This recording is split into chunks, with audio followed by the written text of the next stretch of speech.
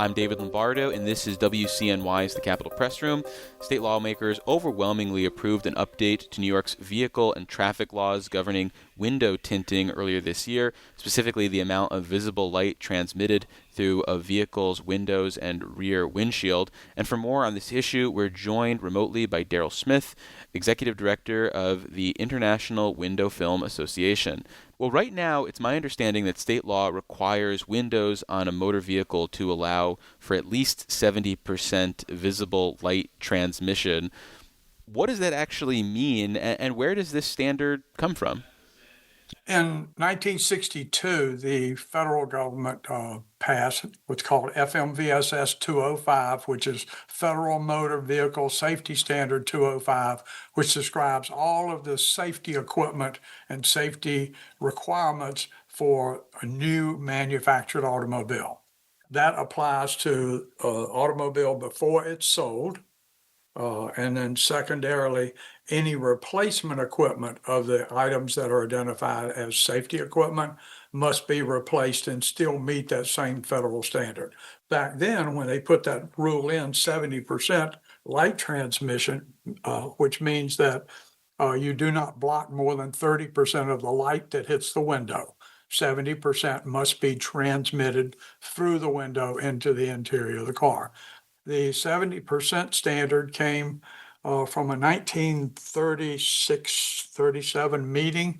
No minutes taken or anything, but our industry researchers interviewed the last living person at that meeting. Glass manufacturers said, well, on laminated glass, at that time, it did get cloudy, lose a little visibility over time.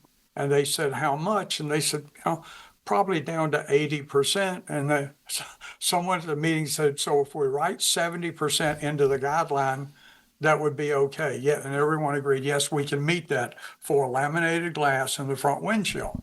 Well, let's talk about the change that's up for consideration here in New York. And this legislation, approved overwhelmingly by state lawmakers, would lower that threshold to 50% visible light transmission, with the 70% requirement still in place for the windshield.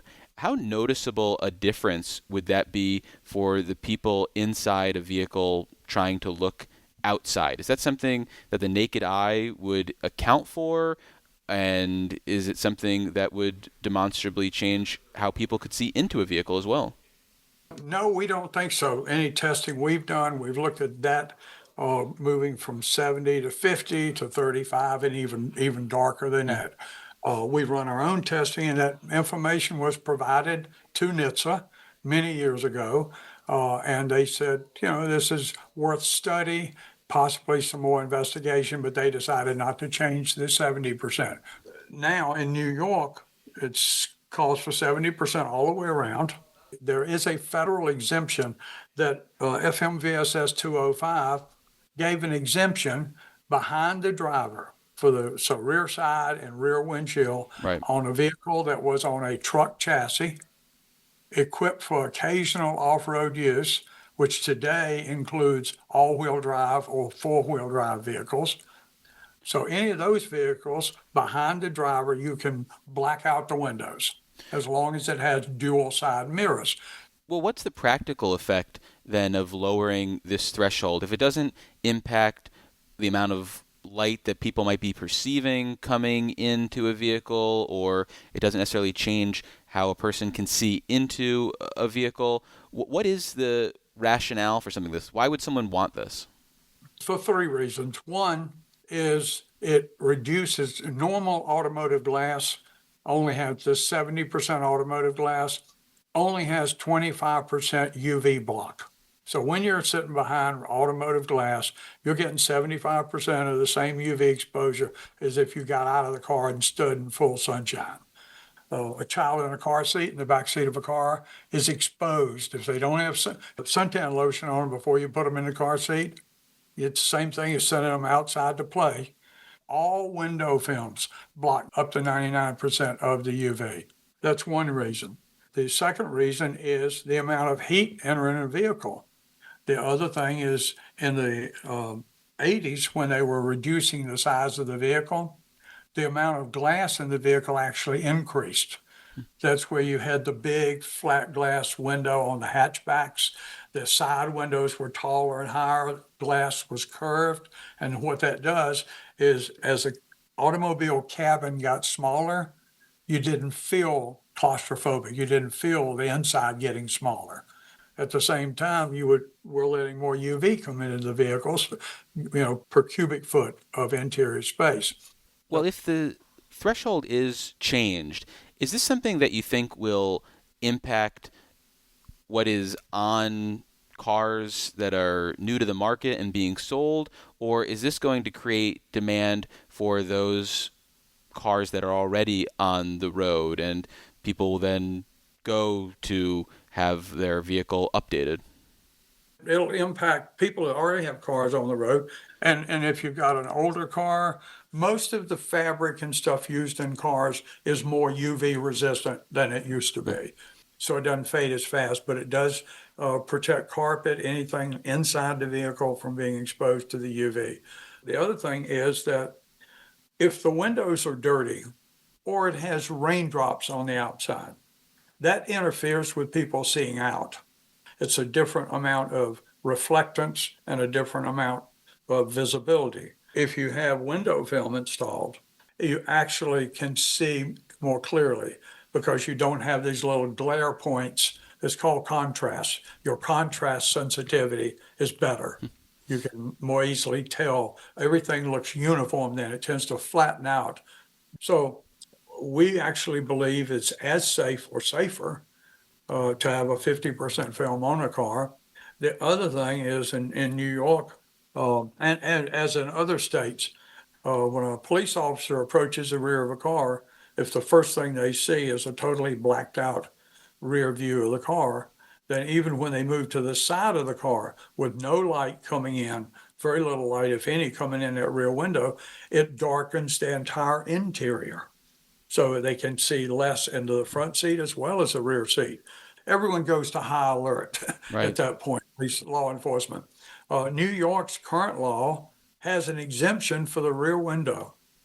If you have two side mirrors that has no visibility requirement. So you could literally take black paint and paint the rear window of your car. That's the current law now. The bill that we sent through, the one that got passed, that one line is stricken from the current law. So law enforcement, now when they approach a regular passenger car, they don't have the possibility of having a blacked out rear window. And it would clearly be a violation. Well, finally, and sticking with the idea of violations, how is something like the visible light transmission level policed? Is there an agency that is responsible for checking up on cars? Is there law enforcement that is on the lookout for vehicles that aren't getting enough vehicle light transmission? Or is it just up to those people doing the work to follow these in good faith? It's yes to all three of them. Okay. That usually each state has different rules governing their inspection process. Some it's every year, every 2 years, and they do an equipment inspection on the vehicle. Oh. There are meters, very, very inexpensive meters. You can roll down the window, slide the meter over. It's got a U channel in it, slides over, push a button, and it tells you what the total light transmission is. And is that part of the state inspection process here in New York? They keep trying to make it an inspection, but there's no need to if it's 70 anything other than 70%, and you can't put a film that makes a film light enough to stay within that 70% unless it's totally clear, and then it doesn't do anything except block UV. But I guess what I was The curious, is there anyone testing for maybe bad actors in the space who are saying, hey, we can let you block the transmission of UV light 90%, and no one's going to test for it? Or are there people who are on the lookout for that? I don't know a reliable window film shop that's putting any film on cars that doesn't own their own meters, and they usually have one that's even better than the one that generally is used for inspection and inspection station. The other thing is that so police officers don't have to carry a meter, another piece of equipment around with them. there are cards, they're called tent cards, and they're cards about the size of a calling card. And if you have one and it has 50%, it has dots on it in color. And Oh. if you take that and it says 50%, and the officer rolls the window down, holds it on the inside of the window, if he can read the 50, then that means it's 50% or higher light transmission. If he can't read the 50, then he can give them a citation. And the only argument then is if they go to an inspection station and the meter tests it and says, well, there may have been something, the window may have been too dirty that day or whatever, and he couldn't see it. But that's how it's generally handled in the states that have inspection. Some states, from a cost standpoint, have moved away from inspection. You wonder what it does to the safety on the highway of people if they're driving cars that won't pass inspection. We think that the window film on an EV vehicle, you extend the range if the air conditioning is used less. But we think the health and welfare of New York citizens, protection from the UV, there are medical exemptions, and I know New York has one. Almost all states have them. If you suffer from lupus, or any light sensitive, you can get an exemption, and that includes even the front windshield, which could be dangerous if someone was driving at night. We don't recommend the use of any film or other products on the front windshield of a vehicle, and it's only because we don't have any testing. And there's lots of testing on that, what they call the forward viewing area, which is the front windshield. There are lots of restrictions on that have to do with putting decals and stickers, things that would interfere with the forward vision. So we don't have any testing. We don't have a position on it, except we don't recommend it because we don't know if you would be interfering with the safety requirements of that class. We just think this bill, it's a health bill. It's a health bill. It's a health bill that actually improves law enforcement's position walking up to a car. And if they walk up to the car and they can't see in the rear window, it's an automatic citation. I mean, they could write a citation on the spot for that alone. Well, unfortunately, that's all the time we have for this conversation. We've been speaking with Darrell Smith. He's the Executive Director of the International Window Film Association. Darrell, thank you so much for making the time. Really appreciate it. Certainly welcome. Thank you for having us on.